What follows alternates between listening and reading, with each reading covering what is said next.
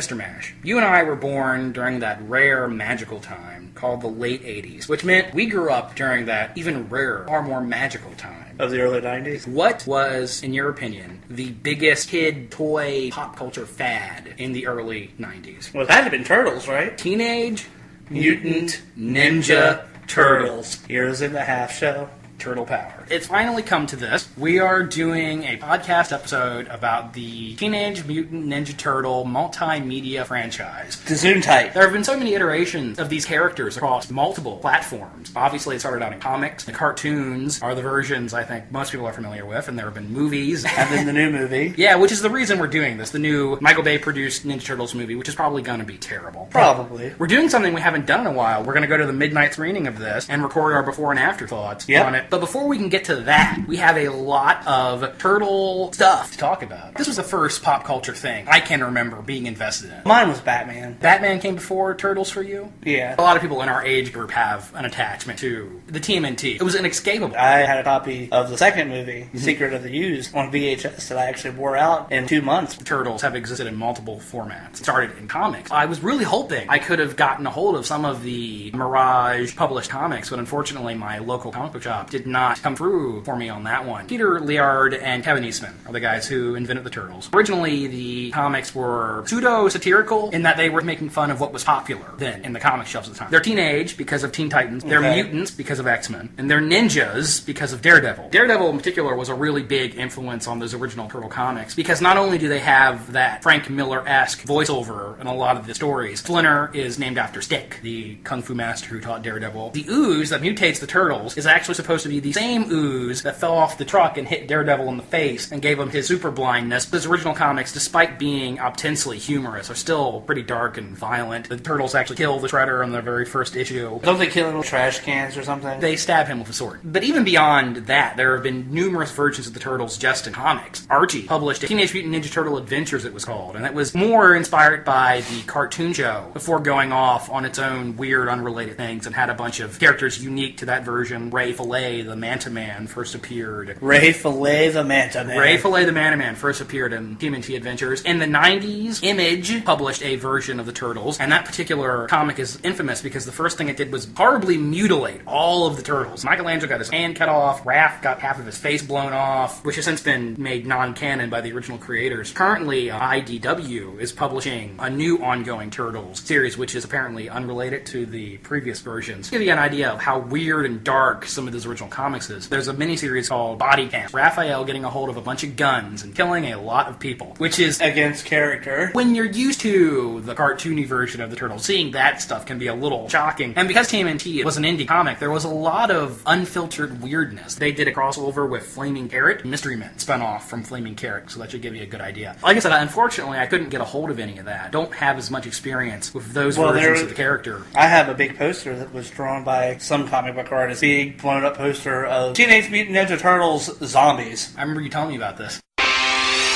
Teenage Mutant Ninja Turtles, Teenage Mutant Ninja Turtles, Teenage Mutant Ninja Turtles, heroes in a half shell, turtle power. They're the world's most fearsome fighting team. We're really hip. They're heroes in the half shell, and they're green. Hey, get a grip. When the evil Shredder attacks, these turtle boys don't cut them no slack. Teenage Mutant Ninja Turtles, Teenage Mutant Ninja Turtles. Splinter taught them to be ninja teens. He's a radical rat. Leonardo leads, Donatello does machines. That's a fact, Jack. Raphael is cool but rude. Give me a break. Michelangelo is a party dude. Got it. Teenage Mutant Ninja Turtles, Teenage Mutant Ninja Turtles, Teenage Mutant Ninja Turtles, heroes in a half shell, turtle power. But I think most of us became exposed to the Turtles through the cartoon series, the Fred Wolf-produced animated series, which ran from 1987 to 1996. Good God. 10 years. That is an unprecedented run for a kids' cartoon. Yes. Over the last couple months, I've actually watched a lot of the show. I bought the 3rd season. Going into it, I realized I didn't remember this cartoon that well. Yeah. My connection to the characters really is not through this cartoon. Is it a good show? No. For a long, long stretch of its run, TMNT is essentially a sitcom. Shredder, Krang, Bebop, and Rocksteady have some stupid plot they're gonna do, which the Turtles dismantle easily, making corny jokes about it the whole way. Usually it involves kidnapping April O'Neil. Frequently it involves introducing some new character they can make a toy of. That's what the early 90s was. These things were made to sell toys. That was the way in 1992, guys. Sorry. Truthfully, the first season of Ninja Turtles is 5 episodes. That was actually a miniseries that ran a couple of times before it caught on. Those first 5 episodes have a higher animation budget. When you go from the first season to the second season, that becomes really obvious. What's the general premise of the 80s Ninja Turtle cartoon? Bebop, Rocksteady, go get those turtles. Is that your best No, Shredder? but I just wanted to say turtles. For some reason, even though Shredder is a ninja samurai guy from Japan, they never really explain why he's hanging out in an alternate universe in a giant robotic death spear Technodrome. with a brain alien who talks like this. Oh, Shredder. Shredder! I'm not putting down Krang. I love Krang. Krang's the best thing about the 80s cartoon in Hot April. I don't remember if they ever explain why Shredder's hanging out in Dimension X. It's a really weird plot. You mentioned April. The Turtles befriend April O'Neil, the reporter for Channel 6. Again, I want to say for Cartoon Chick is incredibly high. I was watching the show before that part of my brain clicked on. Mm-hmm. So as a kid, I never had a thing for April. I wasn't a sexual being yet. But watching the show now, yeah. Redhead, Tight yellow jumpsuit. yellow jumpsuit. And frequently, she gets kidnapped. It's not quite once an episode, but it's very nearly once an episode. Turtles themselves were pet turtles who got splashed with this ooze in the sewers. Splinter raised them. In the cartoon, he is Hamato Yoshi, ninja master from Japan. Question. Is that a discrepancy from the comic? Yes, in the comics, it's like in the first film. Splinter is the pet of Hamato Yoshi. I guess they figured murder was not something they could really do in a kid's cartoon. I have some episodes notated here, and I'm going to mention these briefly. The main henchmen for Shredder and Krang, they introduced these characters in episode 2, are Bebop and Rocksteady. Now, who are Bebop and Rocksteady? One's a rhino and one's a warthog or something? And I think people forget this, but they were humans that they gene spliced with these animals, and they're complete idiots. In a lot of ways, they make the show. No, they're annoying. Oh, I like them. I like the bickering between Krang and Shredder. Should we mention who voices Shredder? Of course. Yeah, James Avery, otherwise known as Uncle Phil from Fresh Prince of Bel-Air. Though he's actually not the only voice. There are a couple episodes where he doesn't voice the Shredder. Jim Cummings did his voice in at least one episode. Well, I'm not watching that episode. When a lot of people found that out, thanks to the internet, Uncle Phil was Shredder? What? Yeah, it's like the internet imploded. Early 90s nostalgia overload. Now, do you remember the Neutrinos? Do you remember those? The teenage hot rodders from Dimension X that had the weird anime hair? They're terrible. Beautifully animated, but terrible. What about the party van? I think we have to mention the party wagon. Well, you have to mention the party van. That shit's awesome. You know, it's like a yellow van with a turtle shell roof, shoots pizza. It doesn't shoot pizza, it has laser guns, though. Or laser guns. Which one was it that shot the pizza? Because they had a thing that shot pizza. Yeah, I don't know if that was ever actually on the cartoon. No, it was. It was? Okay. Obviously, this was a merchandise-driven show. Turtles had to have all sorts of wacky vehicles they can ride around Like the in. turtle blimp that I always wanted to never have. The blimp? Where the blimp actually detached. It was amazing. As a kid, I had the helicopter and the submarine. If they were in the show, I didn't see those episodes. The sewer surfers and the inner tube, all of this stuff is in the show. One of the most fascinating things about Krang is his android body. Really bizarre thing. What does it look like? Mashup of Drew Carey. I was going to say Dan Aykroyd, but Drew Carey. In my brain, it's always like Drew Carey as a robot pro wrestler. That's what it looks like. Sure. Big naked dude in red underwear with some shoulder pads and module in his belly where Krang could sit and yell at people. And I remember when they came out with the toys. Oh yeah, it was a big deal. They had the regular 6-inch. Then there was the giant size And then there was the giant size one. because Krang's super suit can grow. They actually do that in the last episode of season 1. Is he supposed to be a brain alien Hitler? Sure. Shredder says over and over again, "Tonight I dine on turtle soup." So does he want to eat them? Yeah. That's really fucked up. Well, he's Japanese. April works at Channel 6. There's a group of characters at Channel 6 with her. Fern Thompson, her boss, who is always angry at everybody. Fern, her coworker, who is sort of ambiguously gay. Foppish dandy, almost. I'm sorry, foppish dandy. My favorite is Irma, who is April's best friend, and she's supposed to be nerdy, I guess. Got the glass, the dowdy sweater, which means, of course, I find her incredibly attractive. She's also incredibly horny. That's her character trait. She's trying to get a date all the time. They did it in a nice, clean, Well, yeah, kid-friendly for way. kids. She's always looking for a date. Watching it now, she wants the D. My opinion is, I don't know why people don't give it to her, because Irma's cute. What do you think about Baxter Stockman, who is, in the early half of the series, Shredder's machine guy? Help me. He's this really generic mad scientist dude. He has these mousers, which are cool little robot Yeah. looking things. He turns into a fly monster in episode 7 of season 2. If you remember correctly, that was around about the same time that the Jeff Goldblum movie from the 80s came out. That was still fresh in the public mind, I think. Right. Kind of a morbid thing to reference on a kid's cartoon. Fly Baxter Stockman, great toy. Loved that toy as a kid because he had the extra arms and everything. Didn't look much like his character on the show, but it was still awesome. And speaking of characters introduced just to make toys of, do you remember the punk frogs? Yes. The hippie frogs. Shredder wanted his own team of super mutants. Splinter named the turtles after the people he admired. He's a great Renaissance artist. So similarly, Shredder names his frogs after the people he admires. Genghis Khan, Attila the Hun, Rasputin, and Napoleon Bonaparte. But of course the joke is that they're hippies. They don't want to fight. I think what it really is the cartoon's way of saying, hey, the Ninja Turtles are better than Battletoads. I don't think Battletoads have come around yet. The Battletoads is an obvious ripoff of Ninja Turtles. The Ninja Turtles fight Elvira. That's what Battletoads is, basically. The next episode on my list here is the first one with Leatherhead. You remember Leatherhead, the alligator? Yeah. That character talks with a Cajun accent. But if you actually watch the episode, he's from Florida. Why does the alligator from Florida talk with a Cajun accent? Maybe it's a Cayman accent.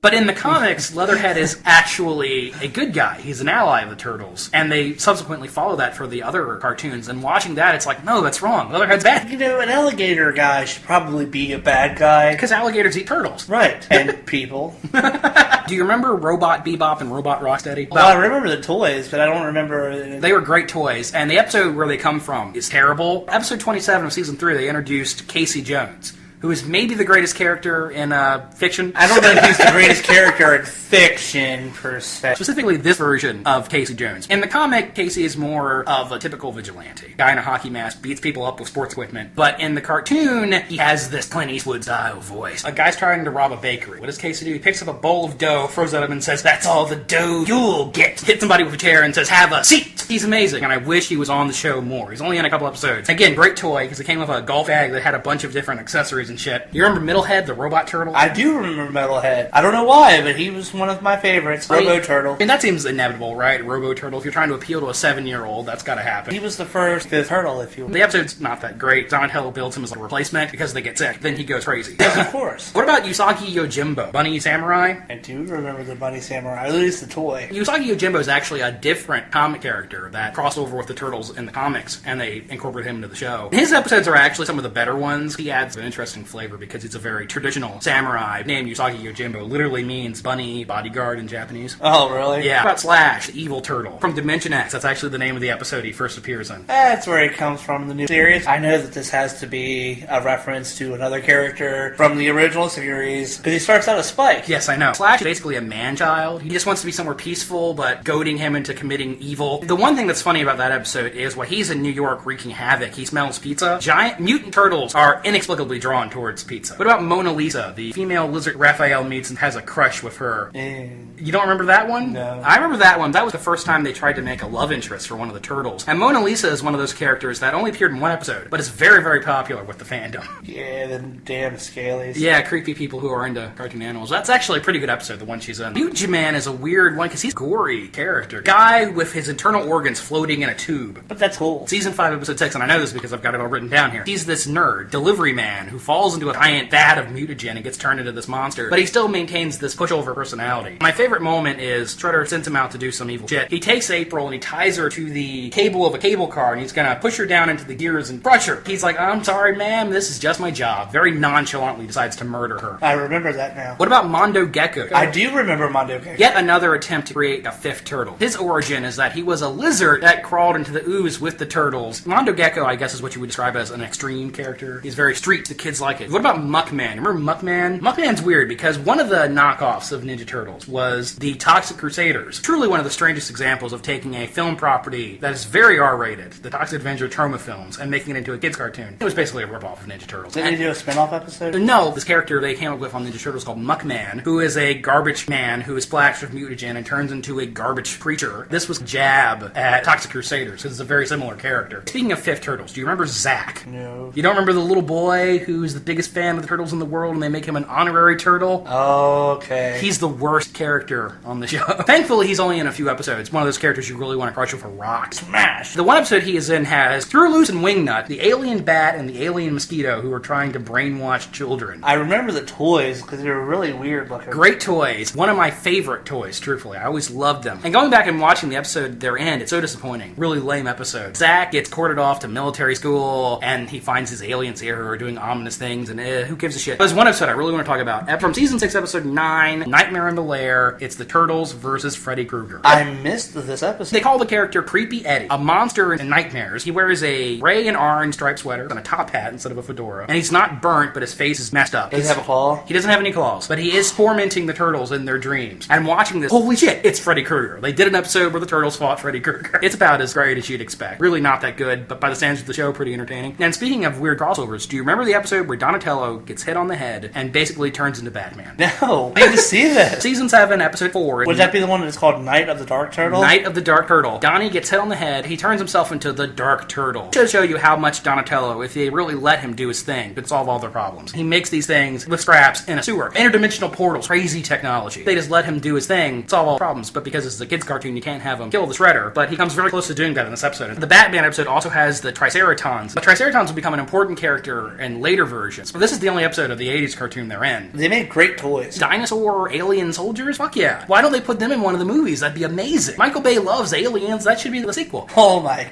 god. Dirk Savage Mutant Hunter is the episode with Toka and Raza in it. They were in the cartoon? Yeah, they were. This is the only episode they're in. Evil businessman is paying this guy, Dirk Savage Mutant Hunter, to hunt down all the mutants in the city. Toka and Raza are there, and Mondo Gecko and the Punk Frogs come back. By the standards of the show, a pretty good episode. Do they look like they did in the... They pretty much look like cartoons. Does that predate the... No, they were from the movie first. Okay. Next you're going to tell me Super Shredder was in the cartoon too. No, Super Shredder was never in the cartoon. Well, that's because this cartoon's lame. Teenage Mutant Ninja Turtles. Teenage Mutant Ninja Turtles. Teenage Mutant Ninja Turtles. Turtle power. They're the world's most fearsome fighting team. The heroes in a half shell and the green. When the evil Shredder attacks, Turtles fight back!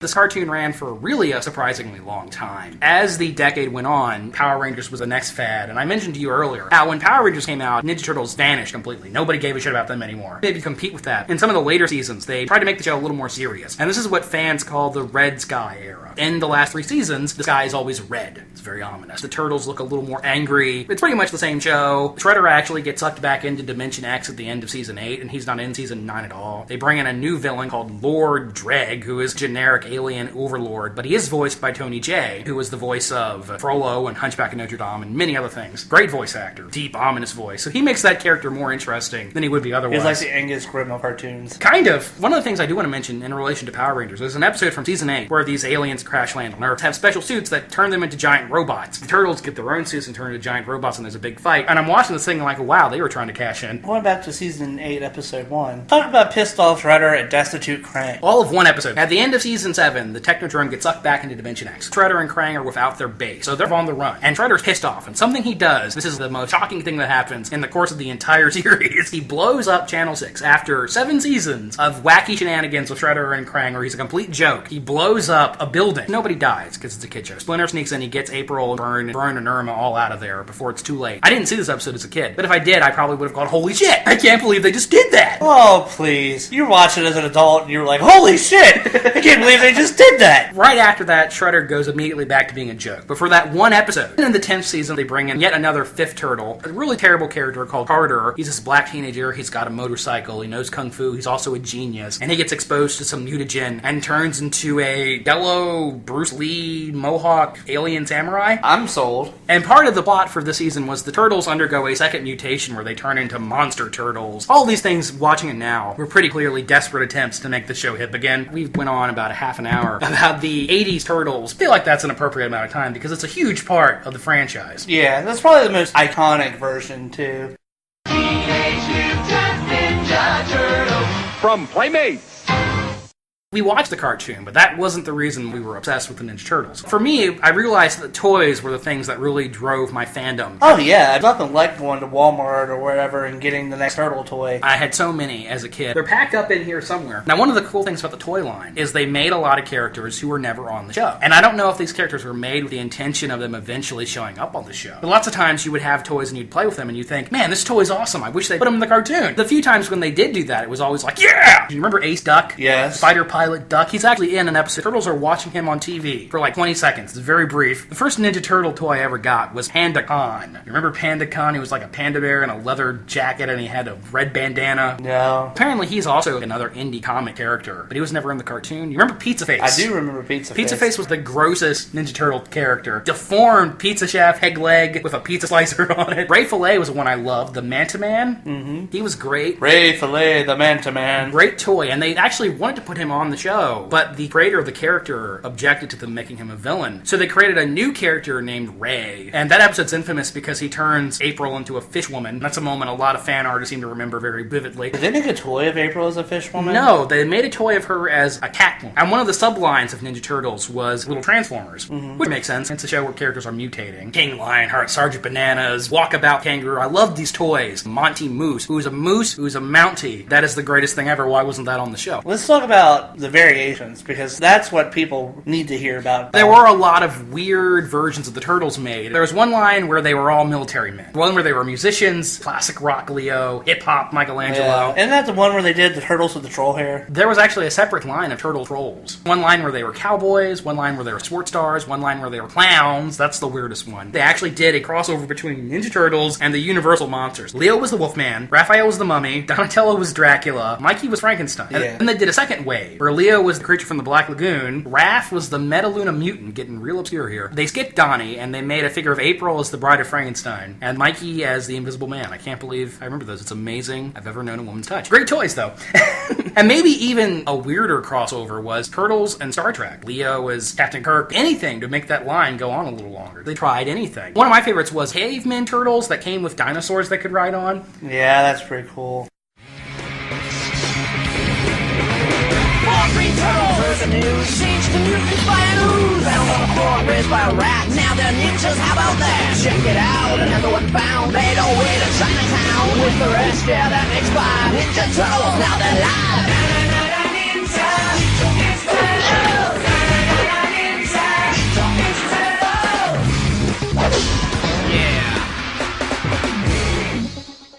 We talked about the Turtles, time forgot. After Power Rangers had come along and obscured the Turtles in popularity, I guess they saw how popular Power Rangers was, and they worked out a deal with Saban to make a live-action Turtle series. Ninja Turtles, The Next Mutation, this ran for one season in 1996, that has survived basically as an internet meme in GIF form, did a crossover with a then version of Power Rangers, I think it was Power Rangers in Space. You see that GIF on Facebook and BuzzFeed all the time of the Turtles high-fiving the Power Rangers. But the actual TV show was... Terrible? They would say terrible. Infamous for introducing not only a fifth turtle, but a female turtle. A female ninja named... No, she's not a ninja. Yeah, she's Shinobi. She's a shinobi. Which is just the Japanese word for ninja, but in this show, Shinobi are magic-using ninjas. It's really stupid. They're ninja wizards. Venus de Milo is a terrible character. Her name. You would call her a Mary Sue. She's super hyper-confident. She has these amazing powers. But she doesn't know how to use them. The first couple episodes are just about her teaching the turtles how fucking stupid they are and how wrong they are. She shows up and kicks all their asses. That's the second episode. Right, and then she straight up kills Shredder in the first episode, doesn't she? It's very early on. And that's another example of how they've written her to be this super confident character. One of the things that's so embarrassing about the show, in all previous incarnations of the Turtles, they are brothers. They refer to each other as brothers. Splinter calls them his sons. And it doesn't really matter if they are literally brothers. They're still fam. But in this series, they specifically say, oh, we Turtles, we're not related. So if I want to fuck this girl turtle, it's cool, it's not creepy. Leo and Raph want to fuck the girl turtle. Should we mention the fact that they're no longer teenagers? They're older. Shredder disappears early on. They bring in these new villains, these dragons from another dimension. They're pretty terrible. Yeah, and then 4-episode story arc, Unchain My Heart. The fucking vampires. The vampires. Oh, the worst thing. I don't mind the grown-up Asian vampire chick, but like her little sidekicks have the grown-up voices that echo. Oh my god, I want to strangle the person who came up with this. That is so stupid. And the worst thing about that story arc is it's 4 episodes that could have been resolved in 1. Right, to go out, get caught by the hunter. I want to mention the hunter character, Bone Steel. He's a big game miner after the Turtles. Vaguely interesting idea, not well executed. The actor actor playing that character is Scott McNeil, who is more famous as a voice actor. He was the voice of Rat Trap and Dinobot on Beast Wars, Duo on Gundam Wing. He was the original voice of Piccolo on Dragon Ball. Seeing his face is bizarre. Why is Piccolo's voice coming out of this hairy man? The point I guess I'm making is Ninja Turtles The Next Mutation is terrible, and there's a reason it's forgotten. And did we mention the suits, how bad the special effects are in the show? The mouths don't move. Splinter's mouth is gapped open the whole time. So bad. Every episode they do a montage where they're getting in the Jeep. Every episode! 3 sequences of them getting into the Jeep. What the fuck?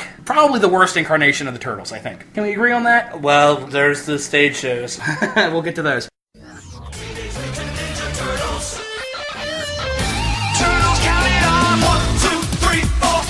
Mutant chain reaction, living underground. Ninjutsu action, it's a shell of a town.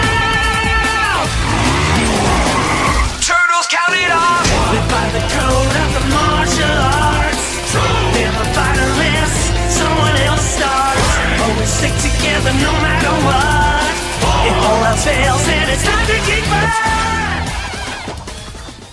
Now, there was a second attempt to make a Turtles cartoon. I didn't watch this while it was on the air. It ran from 2003 to 2009, simply called Teenage Mutant Ninja Turtles. The gimmick with this show is that it was much closer in tone and in storyline to the comics. People love the show. It has a devoted following. Turtles count it off. Terrible theme song. Some people say it's actually the best version of the Turtles. I was in high school when this was on the air, so I wasn't watching Ninja Turtle cartoons. And it was not the pop culture phenomenon that the original cartoon was, by any means. No. Watched a couple episodes. It's not bad. I'm not going to put the show down, but I just don't think it's for me. Really, really serialized. You really have to watch every episode or else you're going to miss something. And that kind of storytelling burns me out. Burns me out, man. We're not really huge fans of this alliteration of the characters, and it's beautifully animated. That's obviously very well done. It's just not my Turtles. I do like the version of Shredder in this better. I actually didn't see any of the Shredder episodes. Oh man, well that's the reason to watch it. He's an Otron. He's an alien that looks like Krang. Right, they merged him and Krang together. It's really interesting until you start having Karai as his daughter. Raises some interesting questions. Yeah. But one of the things I do like that came out of the 2003 series was the big finale movie they did in 2009 called Turtles Forever. Even though I wasn't super into the 2003 series, the gimmick behind this movie is irresistible. It's pretty amazing. Crossover between the then 2 cartoon versions of the Turtles. Well, no, it's 3 versions because... Well, we're going to get to that. 2003 Turtles meeting the 1988 Turtles. Whoa. 2003 Turtles are very serious. 88 Turtles are total clowns. One of my favorite jokes, in the old cartoon, Raphael made these fourth wall breaking winks at the audience all the time. And he still does it in this. But when he does it here, the other characters are like, the fuck? Who the hell are you talking to? That's great. The silly version of the Shredder shows up. He's got Krang the Technodrome with him, and he locates his counterpart in that universe, who is this ruthless sociopath, who then takes the Dimension X technology, turns the goofy robot foot soldiers into intimidating cyborgs, rebuild the Technodrome into big floating Death Star that destroys New York. It's showing if Shredder was competent, he would be a really threatening villain. What is the Shredder's goal? To completely wipe out all turtles. He wants to destroy the multiverse. Film acknowledges there is a Ninja Turtle multiverse. Dozens of versions of the characters exist. And there's a great scene where he brings up a computer screen that has all the different versions of the Turtles on there. Okay, pick out the reference. Hunting down Turtle Prime, which is, of course, the original comic book. Watching this cartoon last night, I liked it, but I thought they're being a little hard on the 87 series. They go to that universe and they have to rescue April from banana monsters. The show was goofy, but it was never quite that goofy. Both versions of the Turtles go to the original comic verse, and the black and white comic Turtles call them sellouts. And they talk like Batman. Yeah, they do the Frank Miller voiceover. Everybody kind of gets their share in this film. One of the cool things is when a world is fading out in this movie, color drains out and then everybody's sketches, and then the sketches get erased. Yeah. That's I really like the ending. This version of the Shredder is the baddest dude in the universe, and how does he defeat it? Bebop and Rocksteady defeat him. Stupidity trumps brawn. In that final scene where they pull back, you hear Kevin Eastman and Peter Laird illustrating the comic and talking about how, oh man, I hope this is successful. Really cute final scene. Even though I'm not super attached to the 2003 version of the Turtles, I have to say Turtles Forever was a lot of fun.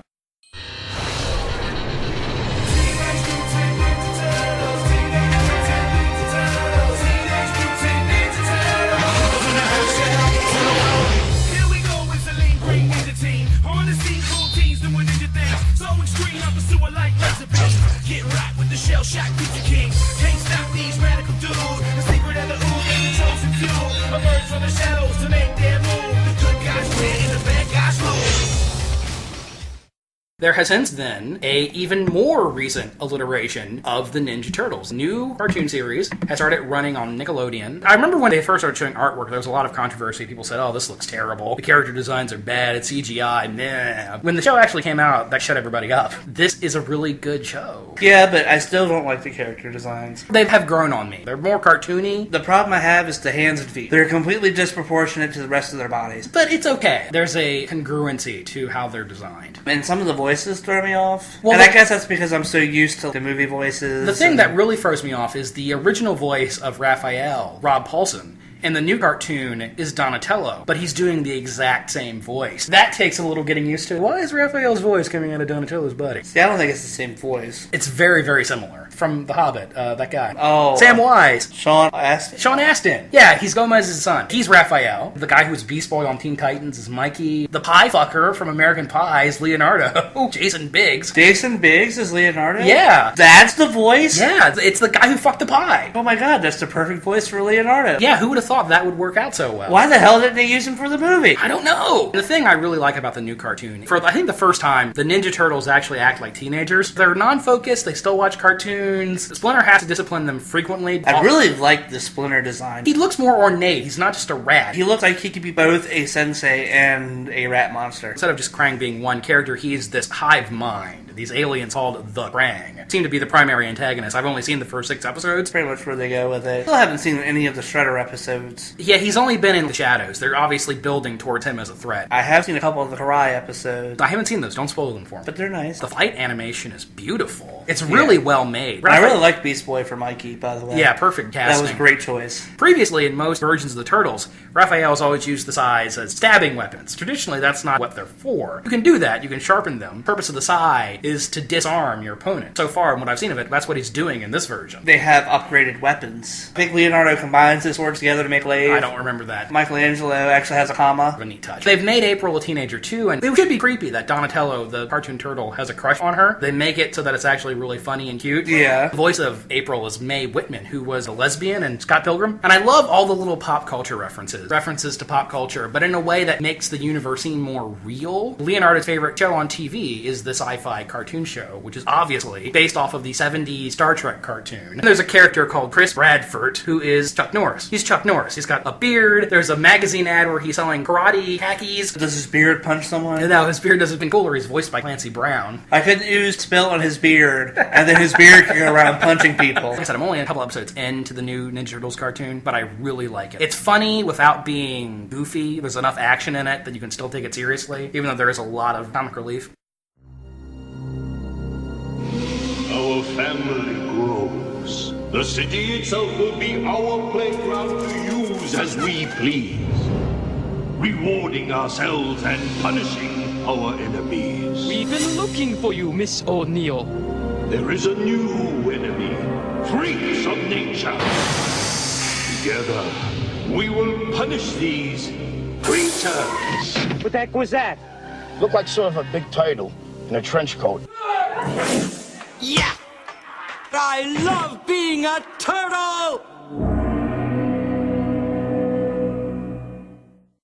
I've done this huge Ninja Turtles retrospective, and I realized that the version of the characters I really grew attached to as a kid aren't the ones from the cartoon. It's the one from the 1990 live-action movie. On paper, a live-action Ninja Turtles movie sounds terrible. How the hell are you going to make that premise fly with real people? It's easy. You get Jim Henson to do it. Yeah, that's part of it. This first movie is heavily adapted from the comics. It's not as gritty as comics, but it has a little more darkness to it than most other versions of the Turtles. And I think that makes the premise go down a little easier. And you mentioned earlier, the Jim Henson Creature Shop did the special effects for this film. They're incredible. Yeah. I'm amazed at how good the effects still are. Never once do I look at the Turtles in this movie and think that they're puppets. They look and move like real living things. Corey Feldman makes a great Donatello. Corey Feldman is the voice of Donatello in this. The movie does have some stuff from the cartoon in it. April is a reporter. She wears a yellow trench coat. In one scene, they don't get her in the jumpsuit. They at least get her in that color. The Turtles have the surfer slang. They eat pizza. The Leonardo sword draws blood blood exactly once. Yes, when he cuts the shredder. Yeah, the only time in the whole movie the blade makes contact with flesh. The party van's not in the movie, but watching it the other night, there's a scene where the Turtles are a Volkswagen van. Oh, that's kind of their version of the party wagon. The film does a really good job of balancing the goofiness of the cartoon with the more seriousness of the comic. Raphael says damn so much in this movie that it almost becomes his catchphrase. Not damn it, an angry shout of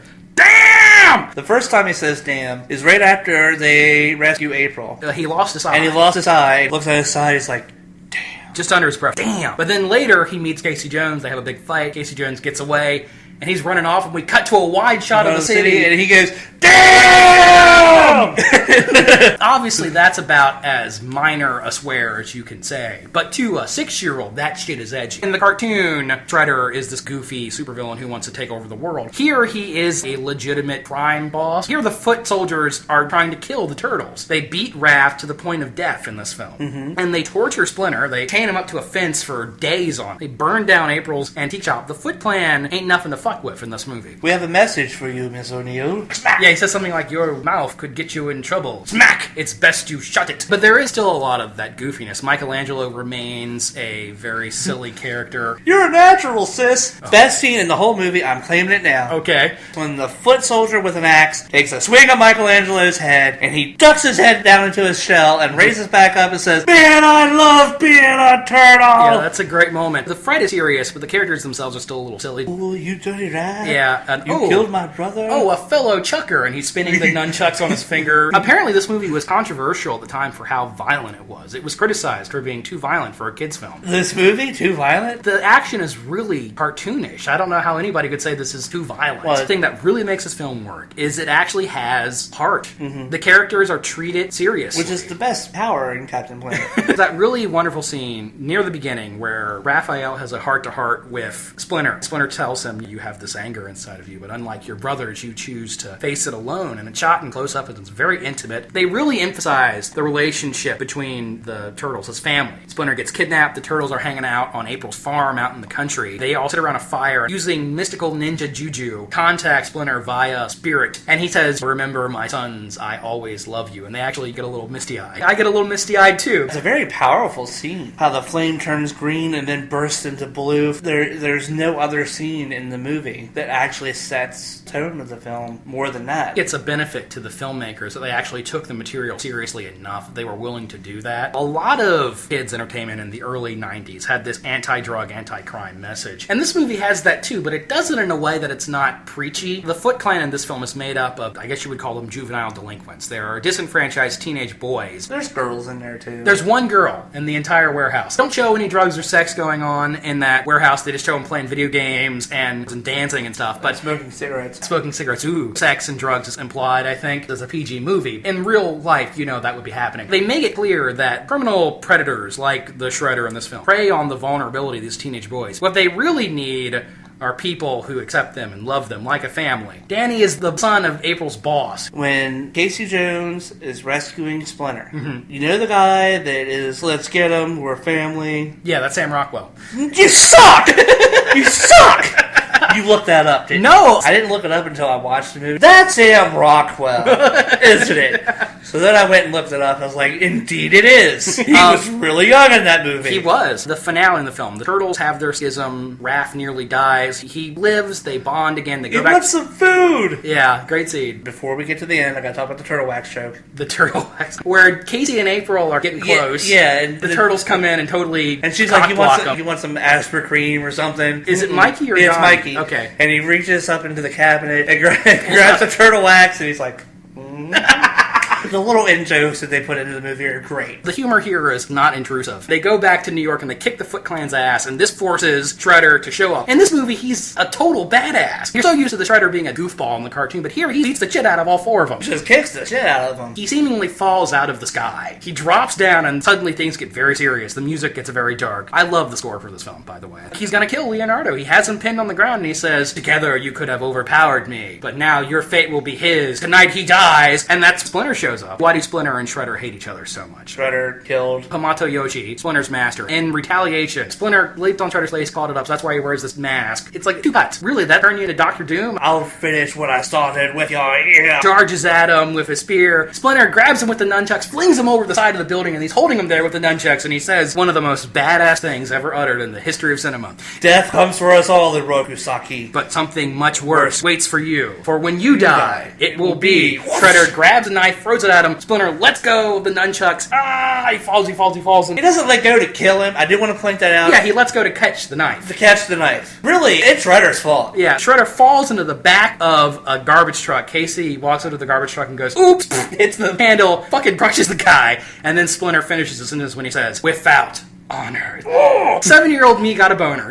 You talk about 26-year-old you gets a boner from that line. It's such a great moment. One of the best end scenes to a superhero film, I think. Every decade, I guess, would have its... Would you make the argument that this is the definitive superhero film for the 90s? Maybe. Something we didn't mention, Elias Kotas as Casey Jones. He's awesome. Perfectly deployed in this film. The only thing he's ever really done. He was in The Prophecy. He's in Crash, the David Cronenberg film. Yeah. Elias Kotas shows up in stuff all the time. Yeah, he was also in Skinwalker, Zach, so... He's a character actor. Character actors gotta eat. I love the confrontation between him and Raph. Now it's time for a little cricket. You don't know what a cricket is unless you know what a crumpet is. I think this movie actually looks really good. The director, Steve Barone. Great use of shadow. Very moody looking film. People probably shit on this film. People will say it's just nostalgia. I'm gonna go to bat for the original Ninja Turtles. Oh no, it's definitely a good film. I think it's a legitimately great popcorn film.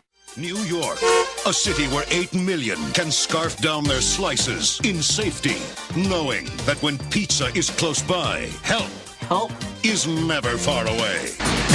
The past returns, my son. Look! That's the canister that had the ooze. Yes. Well, you're the last one, aren't you? The next fight will be freak against freak.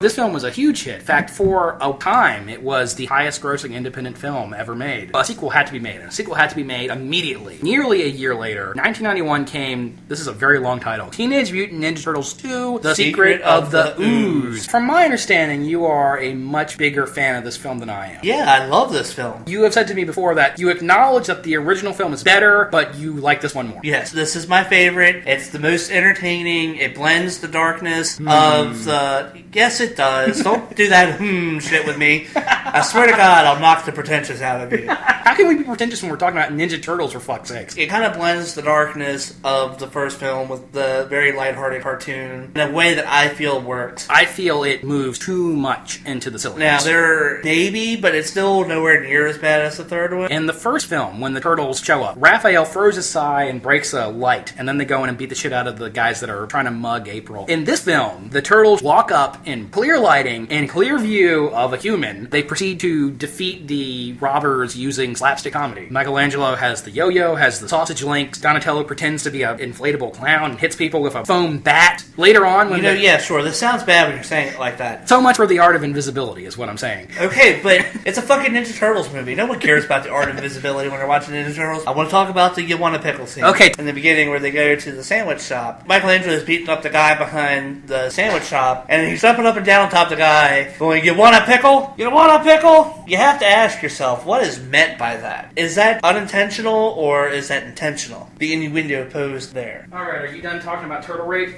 I am done talking about turtle rape. Okay, good. Another scene where I think the goofiness is too much is when they're in the laboratory trying to get the last of the ooze. Next time I'm using mustard. They're playing football with this canister of ooze. With Wipeout playing in Yeah, while they're surfing on the office chairs. Donatello even gets stripped and he goes, Wipeout! That's true. In the first film, the Foot Clan was a very serious threat. And in this one, they're clowns. They're no threat at all. You yourself said the first movie was very controversial for the violence for kids' movies. In this one, the Turtles never actually used their weapons to hurt anybody. That's fair. It's actually a direct sequel to the first one. It picks up days afterwards. The Turtles are still running high on their victory over Shredder. They're living with April in her apartment, which he's being a very good sport about. Now, wait a minute. I have a question about that. Oh, God, okay. You said don't oh, God me. I have to listen to the bunch of pretensions and shit that you have to fucking say all the damn time. Her apartment apartment burns down in the first one, right? Her antique shop. Yeah, but her apartment's on top of her antique shop. Clearly she got a new apartment. In the span of 5 days? It's possible. She's got to live somewhere, man. So. Well, she could have lived in the house that's 20 miles away from the city. And she's a news reporter. She's got to work there in the city. Somehow the Shredder survived his 7-story drop into the back of a trash truck. And he's pissed off. He wants revenge on the Turtles. So he decides he's going to find the last of this ooze, and he's going to make his own super mutants, who are... Toka and Raza. A snapping turtle named Toka and a wolf named Raja. There's a twist with them. They're babies! You bring me babies! Ah, they're babies!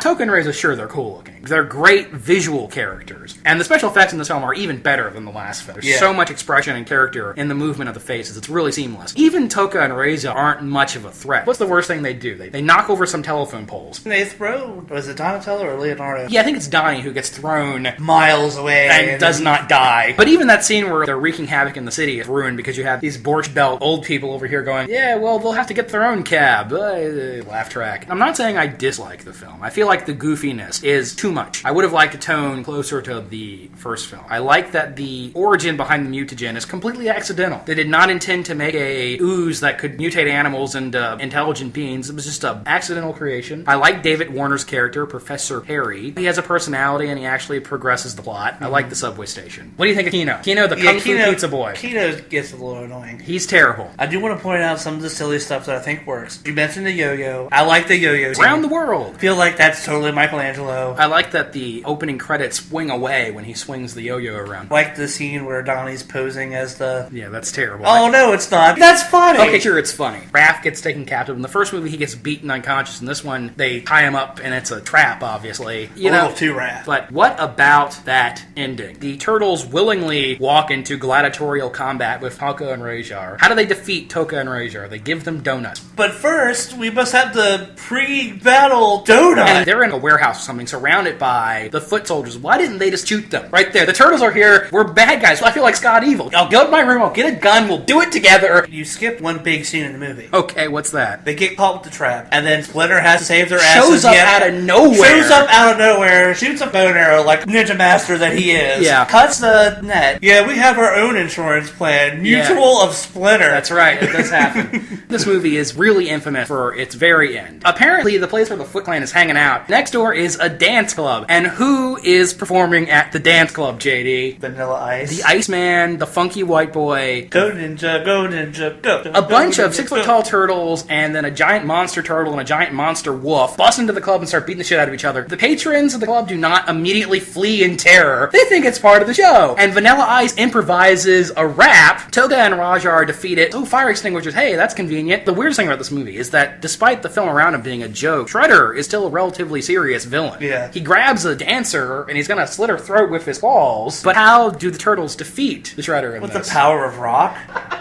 Guitar rock. Michelangelo does a bitchin' guitar solo that causes the speaker in front of Shredder to explode, sending him flying out the window into the inexplicable dock outside, even though they're clearly inland. I, for one, think it's awesome. But the movie's not over just yet, because something else has to happen. It's probably Super Shredder. one of the best things about this film. Yeah, Shredder drank the last of the mutagen, willingly mutated himself, and for reasons that aren't really important, his armor mutates with him. And that's the kind of rule of stupid that I'll allow. Even that scene is a little disappointing. Super Shredder's awesome, but the Turtles don't actually fight him. They just run from him. Then he destroys the dock collapses on him. That's it. He's dead. End of movie. Why did they make the third one like that? The characterization remains pretty strong. Donatello actually gets a character arc in this one. Casts a new actor as April. Paige Turco took over for Judith Hoeg, and I like the second actress more. She seems more comfortable with acting beside a bunch of Muppets. I think I actually prefer the Donatello voice from the second one. I agree with you. Oh, really? I like this other guy over Corey Feldman. It seems like a more natural pairing to the guy that played Michelangelo. And here, Donatello gets to be the one who does machines more. Because he even does some computer hacking, though typing with 3 fingers must be difficult. The important question, which April is hotter? I don't know. Judith had some really nice legs, but I think the second April overall is a bit cuter. Yeah, I would agree with that. That's a distinguished note to end that section on. 16th century Japan. Brave men ride into battle, fighting an evil emperor. With their only hope A golden scepter that can open the gates of time itself. Now, in their darkest hour, come four brave fighters from another time, another place, another species. You were expecting maybe the Addams Family? They're back, and they're back in time.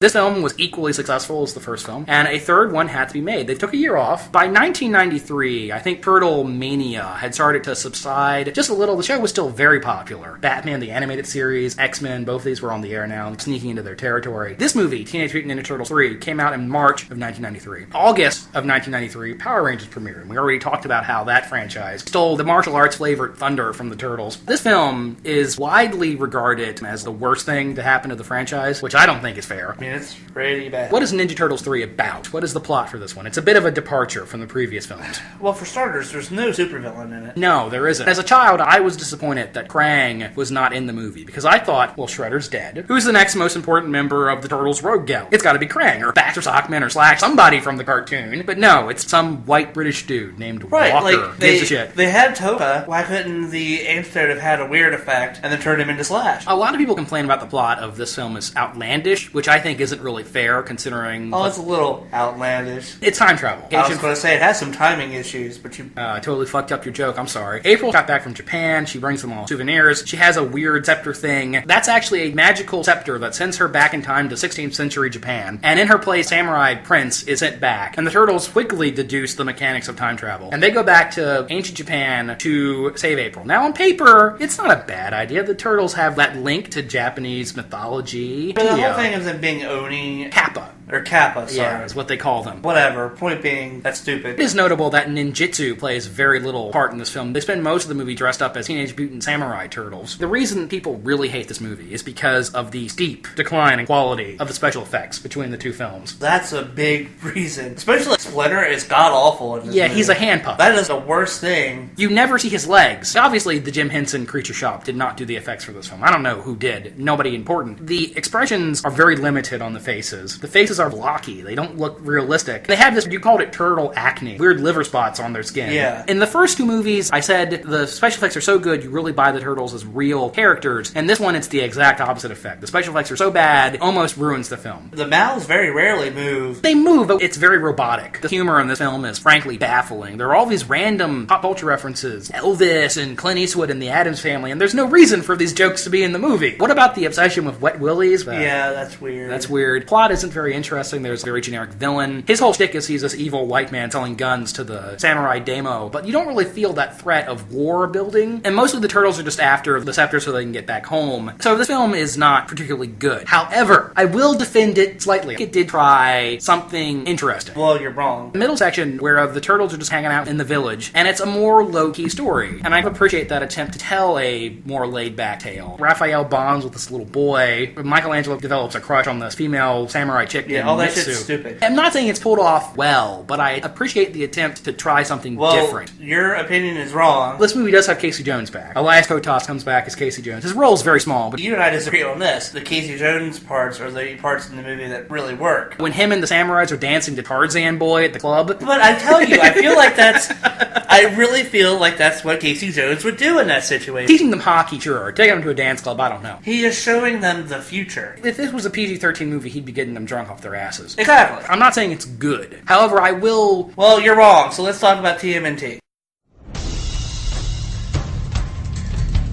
There's a legendary group of warriors that travels under the cover of darkness and fights for all those in need. But they have never been needed more than right now. There was a long break. There was actually a plan for a fourth film that would have had the Turtles mutating into new forms. That plot device got reused in the 10th season of the cartoon, but that film didn't get made. At one point, John Woo, of all people, wanted to make a live-action CGI combo, and keep in mind this was early 2000, so it would have been 2002 style CGI. So I'm glad that movie didn't get made.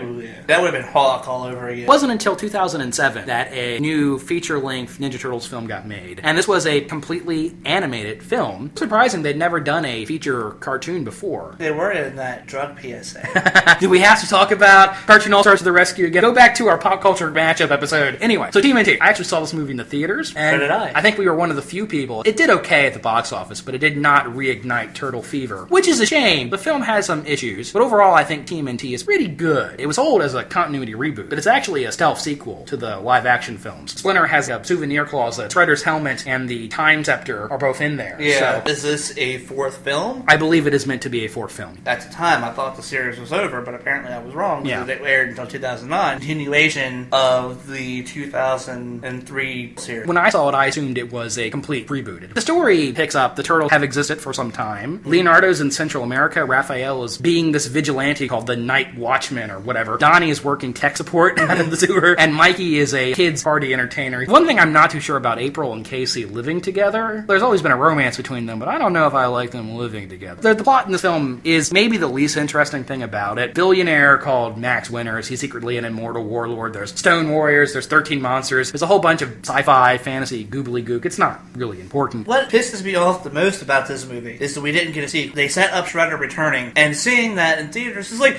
oh shit! They're gonna bring back the Shredder! And they never did. The Foot Clan is in the film. The Foot Clan are working with the Winters character. Yeah, and Karai is the leader. And I don't know if the implication was that the Shredder was still alive, or if Karai was going to become the Shredder as she does in the comics. I don't know, but I would have liked to have seen a sequel too. The film gets the important stuff right. The relationship between the Turtles is really solid in this film. Especially the confrontation between Leo and Raph. Yes. The fight on the rooftop is awesome. And I want to point out that this is the first movie actually handled the conflict between Raph and Leo well. They fight because Raph wants to be the leader, and Leo is the leader. Yeah. As far as I know, this is the first time we've ever seen Leonardo and Raphael actually fight for real. I guess they're tired of the gimmick where they argue and then Raph storms off. It goes ahead and resolves it. And it's a great fight. And it's a great fight. And it has a really great resolution. Raphael is beating the shit out of his brother, and then he stops and realizes, what the hell am I doing? This is my family. He runs off, and he's fighting back tears. He goes to Splinter and throws himself on Splinter's mercy, and of course Splinter is always the forgiving father. Mm-hmm. I guess if you don't have an emotional connection to these characters, to these cartoon turtles, it won't mean as much to you. But for me, I thought that element was done really well. And it's certainly a lot more interesting than the cosmic plot. There's a bunch of monsters in the movie, yeah, so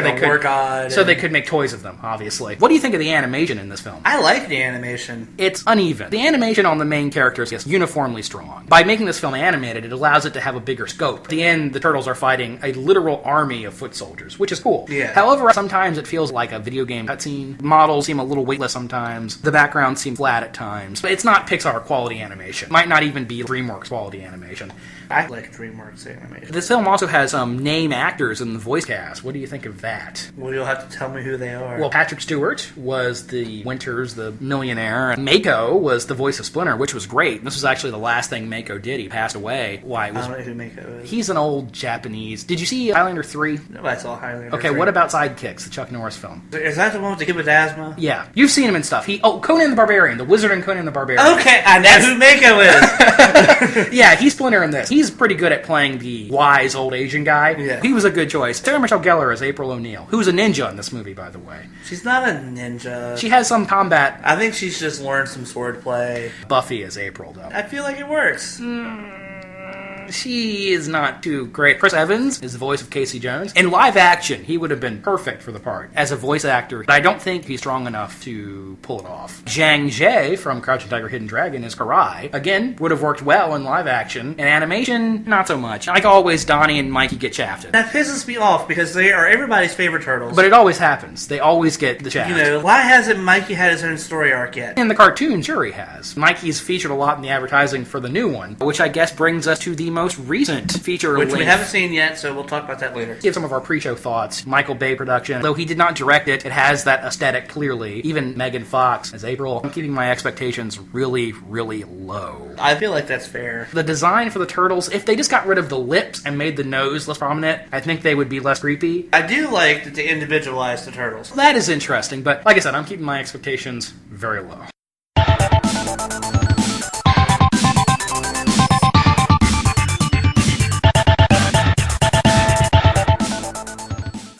Let's mention some of the video games. Turtle in Time, one of the best side-scrolling arcade beat-em-ups. It's up there with X-Men for me. Love that game. A few years ago, I was in Atlantic City on a vacation. There was an arcade on the boardwalk. I went in and I don't know how many quarters I put into Turtles in Time, but it's the only time I've played it in an actual machine. I couldn't get past Hokan Raza on the pirate ship. Oh no! The original Nintendo game is notorious for its difficulty. There was a video game based off of the 2000 cartoon series. Okay, I never played that one. It was actually pretty good. Kind of like a Diablo-style game. So like a dungeon crawler hack and slash? Pretty much, yeah. Really worked. Before we wrap it up, I want to talk about some of the weird shit. For any pop culture phenomenon as huge as the Turtles, there's going to be some bizarre miscellaneous stuff. There was an anime. There was 2 separate OVAs in which the Turtles turned into Super Turtles and then combined into a giant Super Turtle. There was the sing-along tapes. The live tour. The coming out of their shell live musical stage show where the Turtles form a rock band. I'm pretty sure you can't play guitar with 3 fingers. I'm just saying. Shredder, instead of having a mask, had a metal beard. Because he sings. He sings a rap about how much he hates music. God, I wish I was there to see these things. Whatever happened to the musical stage show? There was like a Power Rangers stage show. There was a Pokemon stage show. What happened to that? There were even sing-along tapes where the Turtles would get together and sing songs. Do you remember the Turtle dessert pie? The green Twinkie full of green cream? No. Yeah, the Turtle dessert pie is pretty notorious. There was a lot of weird ancillary merchandise, but thank God for it because it really makes this a unique part of our childhood. The Turtles is kind of one of those things that defined us as a human being. Yeah, glad to see that the most recent cartoon has actually been successful. Kids who grew up watching Turtles have kids of their own. Yeah. I don't think it hurts that the new cartoon is good. God. Crime, violence, and fear have run rampant. Our great city is being destroyed. People want justice restored to this world. People want heroes, Miss O'Neill. But heroes are not born. They're created. No, whoa, chill. It's just a mask. See? Don't freak out. Right?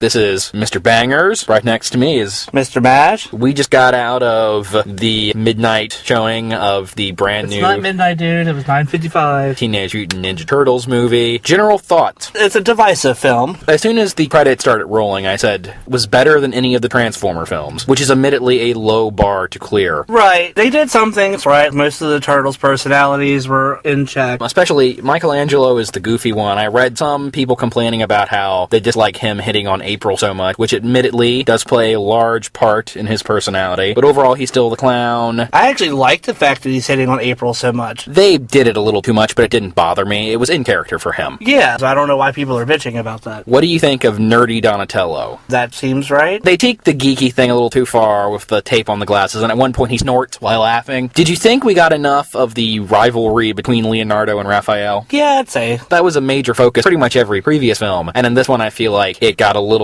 shorted. Overall, the Turtles' personalities were strong for the most part. We could have maybe gotten a little more character development on Leonardo and Raphael. We could have gotten more Splinter. What did you think of Tony Shalhoub as the voice of Splinter? I didn't so much mind him as the voice. I like that Splinter's a badass in this. He gets to kick some butt, which is cool. One minor complaint, I'm pretty sure that a rat's tail does not work that way. He has a prehensile tail, which is a little strange. When Tony Shalhoub first started talking, I was annoyed. Why doesn't Splinter sound Asian? Turns out there's a specific reason for that, and it is probably my biggest problem with the movie. Full spoiler disclosure here. They make a significant change to the Turtles' origin. Right. They didn't really drop the alien thing either. It is hinted at briefly. They're not from outer space. But the mutagen itself that created the Turtles is from outer space. Another classic example of Michael Bay fucking with us. I'm gonna lay down some of the differences here. In this movie, April's father is a scientist, which is not a huge change. They did that in the 2012 series. Alright, I can handle this. Turns out April's father was working with one of the primary villains of the film, Sax, William Fitcher's character. They were working on they call it a mutagen, but it's like a super antivirus, and their test subjects were turtles. And this is indeed where the Ninja Turtles come from. Sax made the super bug, and he's gonna unleash it on the city, and then he'll have the antidote in the form of the mutagen, and he's gonna hold New York hostage, essentially. April's father found this out. He burns down the lab. Sax kills April's dad. Little girl April gets into the lab, grabs the Turtles and Splinter, and sets them 3 into the sewer. And this presents a drastic change in that Splinter does not know Marshall martial arts. Yeah, which is a problem. Out of all the adjectives in the ninja part, the film seems less interested in. Tell him how Splinter learns martial arts. Oh god, he finds a martial arts magazine in the sewer. That's fucking stupid. Where did they get these katanas? Yeah, where does a giant rat in the sewer get a fucking katana, etc.? At least with the original movie, probably just had those weapons sitting around or something. Yeah, that was always the implication, I think, that Splinter got the weapon from Yoshi. And this one completely ignored. Hey, the audience will handle it. And by removing that element of the story, there's very little reason for the Shredder to hate the Turtles. From what I had seen in the trailers and from what I'd read online, I was under the impression that classic Shredder was going to be introduced in the film, and then William Fitcher's character was going to take over the role of the Shredder. Thankfully, does not happen. Classic Shredder is the primary antagonist for most of the film. However, they do make some changes to that character as well. The Robo-Blades? It's Mecha Shredder. He has a robot armor, magnetic blades that he shoots out, and then can come back to the armor. On paper, is not the worst thing. In execution, it doesn't really work. I foresaw them trying to turn that magnet thing against him. Yeah, it never comes up. If you're going to have it, you might as well have it be his weakness. What do you think of the Foot Clan being turned into a modern terrorist act? That doesn't bother me that much. It was a minor issue. Not a lot of ninja in this movie. What did you think of how the action was handled? For the most part, it was alright, but there was enough shaky cam for it to start to become a problem. This film is not directed by Michael Bay. It's only produced by him, but it's directed by Jonathan Liebesman, I believe is how you pronounce that, who is basically Michael Bay Jr. He's one of his proteges, and he definitely continues on that same visual aesthetic. Sickly, fluorescent lighting, grimy look to the whole film, big sweeping camera movement. There is indeed some shaky cam. During the sequence where the turtles are rolling down the snowy hill, which otherwise I thought was a decent action sequence, but there's enough shaky cam there that it becomes difficult to follow what's happening. And not just in that scene, in a couple of the scenes in the movie. Oh, you mean like the first time you see April? Yeah, lots of shaky cam in that first couple scenes. I mean, to the point that it was starting to make me motion sick. No reason for it to be in there. Now, speaking of April, what did you think of how this film handled April O'Neil? I was really dreading Megan Fox playing April O'Neil. She's passable, and nothing more. Probably her best performance yet. Again, a low bar to clear. Again, a low bar to clear. You could tell that she was actually trying. Overall, her performance is not a major detriment to the film. Channel 6 News plays a kind of big role in this. Will Arnett plays Vernon, and I said to you after the film, this Vernon really doesn't have much in common with the Vernon from the cartoon. No, because the Vernon in the cartoon show always tries to one-up April. And in this one, he's got the hot for her, following her around because he's hoping to get her number, I guess. Will Arnett's funny in the role, but it could have been any character. They didn't have to make it Vern. Now let's talk about some of the good stuff. We've hit all the negatives. Wait, I'm not done yet. What did you think of Whoopi Goldberg as Bernadette Thompson? She was a little bit on the bitchy side. She was fine. Major missed opportunity to put Irma in the movie. April even has a roommate, and I'm thinking in one of the drafts of the screenplay, that had to have been Irma, right? It had to have been. Totally missed an opportunity to get Irma in the film. Tis tis, Hollywood. Well, they would have slutted her up anyway. Probably, so I guess it's for the best. she was corny as hell in the cartoon, so...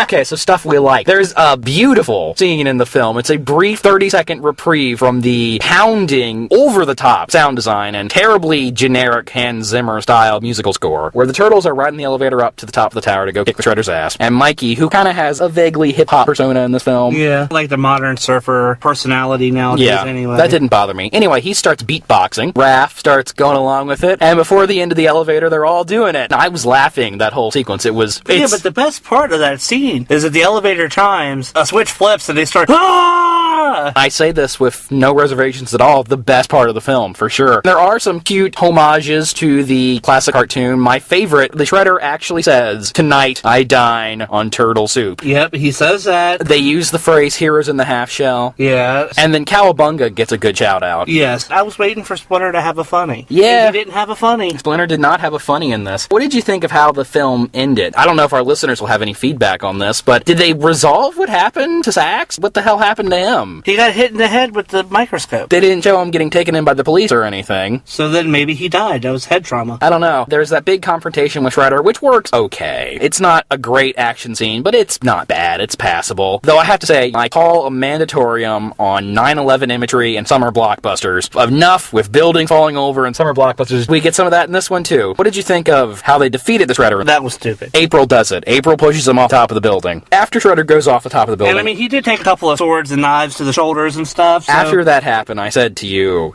did Megan Fox kill the Shredder? And to which I replied, no, I call Super Shredder because he had the ooze. You totally called it. Shredder land on the asphalt. Briefing at the end, you see the canister of ooze has been emptied, and you see his hand twitch. Shredder's gonna be back in TMNT 2 if indeed it gets made. And he'll be Super Shredder. There were some moments I enjoyed, and I thought the Turtles' personalities were alright. Maybe we could have gotten more of them. The film does have a heavy focus on April. But it's not an annoying heavy focus. Yeah. Do you think we could have gotten more Turtles? Probably. There's a scene where the bad guy says, look at you guys. You're huge. To think we were going to use rabbits. Now, was that a call out to Usagi Yojimbo? Yeah. Had to be. So you did make the point, why did it be this new character, Sax? Why couldn't it have been Baxter Stockman? And I don't have a good answer for that. It totally could have been Baxter Stockman. Yeah, and then that would have set you up for another sequel. Now, what did you think of that scene at the end where they're falling off the tower and Raph is confessing, I've loved you guys, I've always loved you guys? It might have been a little over the top. I didn't think the movie earned that emotion. A decent try. There's a fart joke in the film. There's no turtle testicles or anything. There is a dick joke, though. And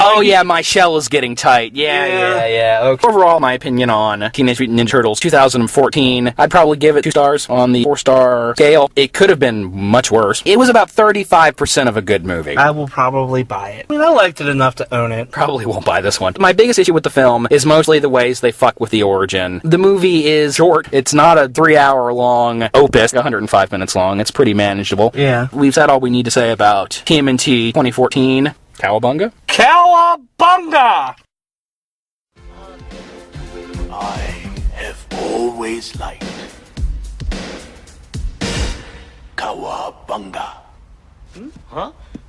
Cowabunga! I made a funny.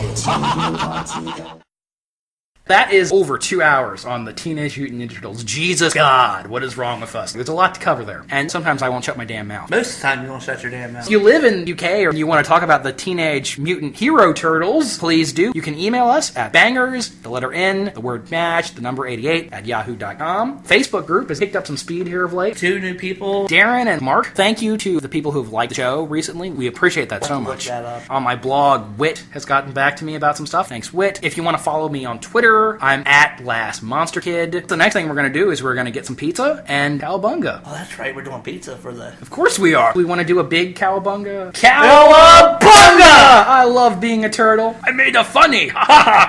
We made another funny.